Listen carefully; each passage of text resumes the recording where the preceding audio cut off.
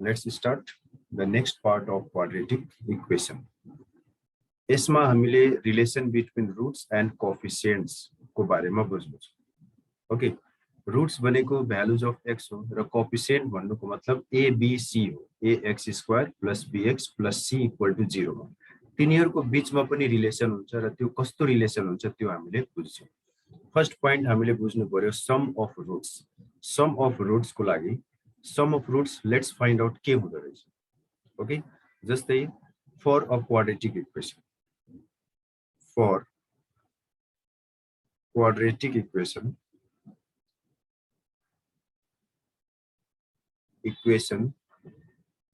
ax square plus bx plus c equal to 0। यो quadratic equation को लागि यसको लागि रूट्स के हुन्छ? रूट्स आर, अब हामीले अस्ति नै एउटा पॉइंट पढेको थियौं कि रूट्स लाई अल्फा र बीटा ले इन्डिकेट गर्न सकिन्छ हैन। रूट्स आर अल्फा, एउटा अल्फा भयो, अल्फा लाई हामीले -b plus root under b square minus 4ac लेख्न सक्छौं बाइ 2a आफ्नो ठाउँमा छँदैछ। अर्को रूट लाई बीटा लेख्न सक्छौं, यो भयो -b minus b square minus 4ac by 2a। Okay, हामीले रूट्स त पाइहाल्यौं हैन, रूट्स पायो। नाउ के गर्नु पर्यो? सम अफ रूट्स निकाल्नु छ। सम अफ रूट्स भन्नुको मतलब अल्फा प्लस बीटा निकाल्नु छ। ल अल्फा प्लस बीटा को भ्यालु निकाल्नु। सबजना लेख्दै जाऊ, सँगै लेख अनि फाइन्ड गर त के आइराछ। -b plus b square minus 4ac by 2a अनि plus -b minus root under b square minus 4ac by 2a। अब हामीले एलसीएम लिन सक्छौं। एलसीएम लिन्छौं भने यहाँ -b plus root under b square minus 4ac, फेरि -b नै आउँछ, minus root under b square minus 4ac अनि यहाँ डिनोमिनेटर में हामीले पायौं 2a। के क्यान्सल, यो क्यान्सल भयो हैन, यो र यो क्यान्सल भयो। हामीले पायौं कति त -b माइनस 2b अनि डिनोमिनेटर में 2a, 2 cancel -b by a। यसको मतलब के भयो? देयरफोर हामीले पायौं सम अफ रूट्स जुन हो, सम अफ रूट्स को भ्यालु -b बाइ a हुँदो रहेछ हैन। यो भइहाल्यो एउटा नयाँ रिलेसन, एउटा नयाँ formula. Relation between roots and coefficient भयो कि भएन? दुईवटा जुन रूट हो त्यो रूटलाई एड गर्दाखेरि कोएफिसिएन्ट यो second coefficient by first coefficient माइनसमा आउँदो रहेछ हैन। जस्तो यो b भन्नुको मतलब x को कोएफिसिएन्ट हो, a भन्नुको मतलब x स्क्वायर को कोएफिसिएन्ट हो हैन। एउटा इन्ट्रेस्टिङ र एउटा युनिक रिलेसन आइराछ नि यहाँनिर। हामीले जुन रूट्स पाउँछौं भ्यालुज अफ x, त्यसलाई अल्फा र बीटा ले इन्डिकेट गर्न सकिन्छ हैन। त्यो दुईटा रूट्स लाई एड गर्दाखेरि जुन रिजल्ट आइराछ फाइनली त्यो चाहिँ -b बाइ a आइराछ। So this is an important relation of formula. You can say alpha plus beta is equal to -b by a। Okay, ल एकचोटी राम्ररी बुझ्नुस्। Okay, now let's solve this next point, product of root। the same त्यही कुरा हो, त्यसैलाई continue गर्नु छ। अल्फा इन्टु बीटा, अल्फा को ठाउँमा अल्फा को भ्यालु, एउटा अल्फा हो अनि अर्को बीटा हो, केही छैन यसमा। यो अल्फा, एउटा रुटलाई हामीले अल्फा र अर्को रुटलाई हामीले बीटा लेख्न सक्छौं। -b minus root under b square minus 4ac by 2a। ल यो completely a plus b into a minus b को फर्ममा छ। त्यसकारण हामीले सिधै यसलाई a स्क्वायर यसरी माइनस अनि b स्क्वायर यसरी लेख्न सक्छौं। रुट छ अनि यसको square, a square minus b square अनि डिनोमिनेटरमा 2a into 2a we get 4a square. यो छुट्नु भएन, मल्टिप्लिकेसनमा डिनोमिनेटर इन्टु डिनोमिनेटर हुन्छ, न्युमेरेटर इन्टु न्युमेरेटर हुन्छ।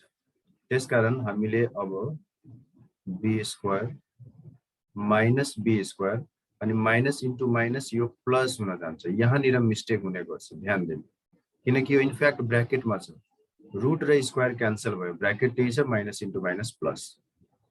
अब यो पनि क्यान्सल अनि 4 4 क्यान्सल्ड, ए क्यान्सल्ड, हामीले पायौं c बाई a।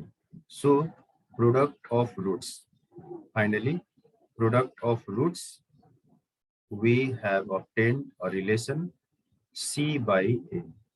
यो राम्ररी याद राख्नु पर्यो के सम अफ रुट्स जुन हो अल्फा प्लस बीटा, यसको value minus b by a अनि प्रोडक्ट अफ रुट्स को भ्यालु चाहिँ c by a। यही हो relation between roots and coefficients. Okay, simple छ। अब नेक्स्ट एउटा नयाँ काम, स्पेशल रुट्स। अब यसलाई हेर्नु, यो पनि नयाँ कुरा छ, स्पेशल रुट्स हामीले पढ्नु छ।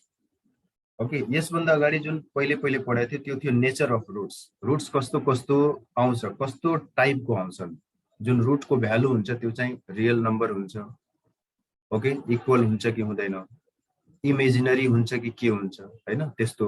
अब यहाँ चाहिँ स्पेशल केसेस पढ्नु छ हामीले।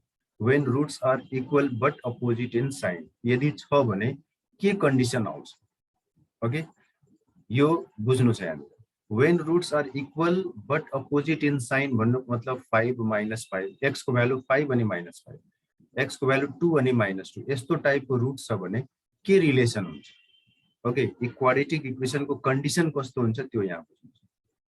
अब यहाँ के गर्न मिल्छ, let alpha and minus alpha be the roots लेख्न मिल्छ, roots of quadratic equation ax squared plus bx plus c equal to 0। सुरुमा यो लेख्ने, यो अल्फा एन्ड माइनस अल्फा लेख्नुको रिजन के हो, roots are equal, numerically equal but sign is opposite भन्नाले यो 1 यो माइनस 1 हुन सक्छ, यो 10 यो माइनस 10 हुन सक्छ, हैन।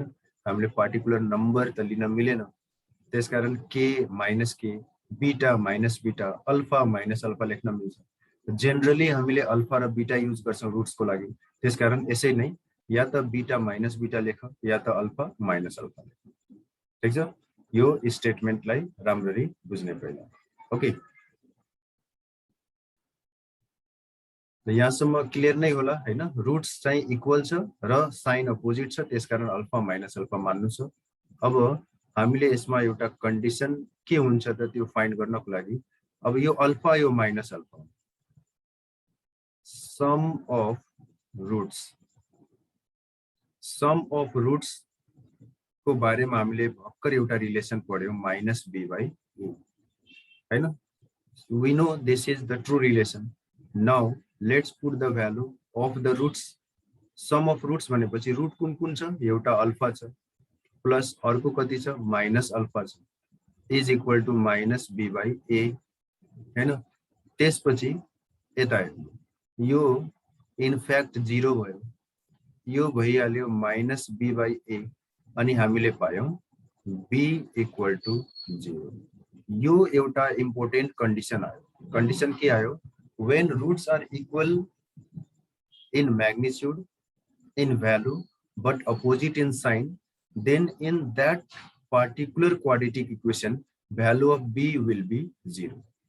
जहिले पनि value of b will be 0। अब यसलाई क्रस भेरिफाई गर्न सक्छौ, हेर त, मैले लिए x square minus 4 equal to 0, यसमा a को भ्यालु कति छ, 1, b को भ्यालु 0, c को भ्यालु माइनस 4, b 0 छ नि, यसको भ्यालु निकाल त x को भ्यालु के आयो, x को भ्यालु एउटा आउँछ 2, अर्को आउँछ माइनस 2 आइराछ, हैन।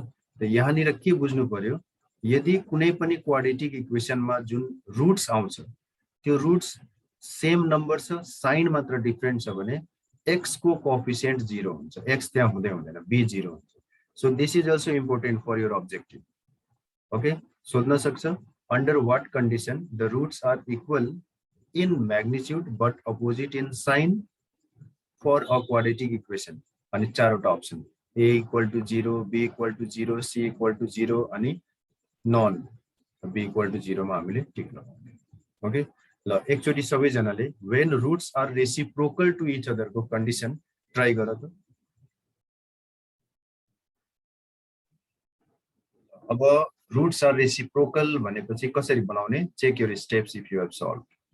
Late alpha and 1 by alpha reciprocal भइहाल्यो हैन, उल्टाइदिने हो डिनोमिनेटरलाई न्युमिनेटरमा, अल्फा मतलब alpha by 1 reciprocal 1 by alpha भइहाल्यो। Be the roots of quadratic equation ax square plus bx plus c equal to 0। अब यो जुन छ नि यसलाई प्लस गरेर केही फाइदा भएन हैन, यहाँ अपोजिट इन साइन भएको भएर हामीले प्लस गर्यौं सम अफ रूट्स किनकि 0 आउँछ।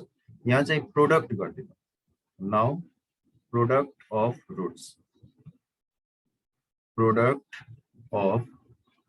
रूट्स को बारेमा हामीले जस्ट डिराइभ गर्यौं c by a। So let's write alpha into 1 by alpha, that is c by a. Alpha alpha cancelled and we obtain a relation c equal to a. So when roots are reciprocal to each other, then a and c will be equal। Okay, यदि x को value एउटा 2 हुन्छ अर्को 1 by 2 हुन्छ, यसरी reciprocal मतलब एउटा 2 by 3 हुन्छ अर्को 3 by 2 हुन्छ भने त्यो अवस्थामा यो फर्स्ट वाला र लास्ट वाला नम्बर चाहिँ सेम हुन्छ। ओके अब यसलाई सिम्पली याद राख हेर, बट अपोजिट भन्दाखेरि यो b0 याद राख्ने, बट अपोजिट इन साइन भनिरहेको छ नि त b इक्वल टु 0 हुन्छ। रेसिप्रोकल भन्दाखेरि यो हेर c र a reciprocal. Okay c and a equal, reciprocal call यसलाई याद राख्ने c a इक्वल। ठीक छ, यो सबै सानो तिनो एउटा ट्रिक हो जसको हेल्पले हामीलाई कन्फ्युजन हुँदैन। b इक्वल टु 0 कुन बेला, but opposite in sign equal roots अनि रेसिप्रोकल भन्ने बित्तिकै c र a इक्वल गरिदिन्छ। ठीक छ ल, अब यसै गरी यो point number 3, when one root is 0, यदि क्वाड्रेटिक इक्वेसन को एउटा रूट 0 छ भने कस्तो कन्डिसन आउँछ त्यो बनाउनु छ। Give a try. Now check your steps if you have solved when one root is 0. So let the second root be alpha। Picture, so product of roots is equal to alpha into 0 and your product of root भनेको c by a हो 0 अनि हामीले condition पायौं c equal to 0। Okay one root 0 हेर 1 लाई बीचबाट काट्दा त c बन्छ नि, c equal to 0। When both roots are 0, both roots 0 भन्नुको मतलब हेर सम अफ रूट्स को बारेमा हामीले के पढेका छौं, माइनस b by a पढेका छौं। अनि बोथ रूट 0 हो मतलब 0 plus 0 minus b by a हामीले पायौं b equal to 0। Okay as well as यतिले मात्र पुग्दैन। Again now product of roots